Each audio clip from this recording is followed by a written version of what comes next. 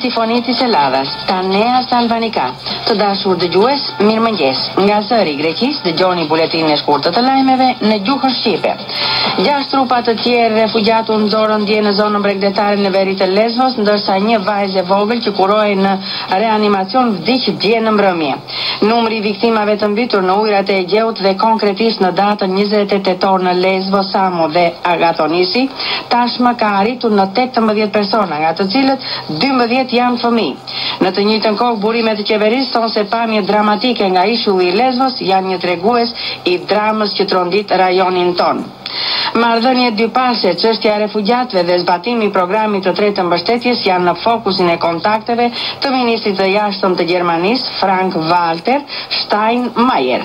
Ministri i jashtëm gjerman pati një takim me presidentin e Republikës Prokopis Pavlopoulos, me kryeministrin Alexis Tsipras dhe me homologun e tij grek Nikos Kodias. Evropa ka kufi dhe kufit e saj përcaktohen në bazë të drejtës ndërkombëtare dhe të drejtës evropiane kryesisht, theksoi presidenti i Republikës. Ndërkaq, zoti Pavlopoulos theksoi rolin që mund dhe duhet të luajë Evropa për t'i dhënë fund luftës në Siri dhe vendosjen e paqes në lindjen e mesme, duke vënë në dukje se Evropa është fuqia më e përshtatshme për t'i dhënë fund kësaj lufte. Zoti Steinmeier shpreu vlerësimin dhe respektin e tij për zotin Pavlopoulos dhe vlerësoi kontributin e tij për mbrojtjen e idesë evropiane.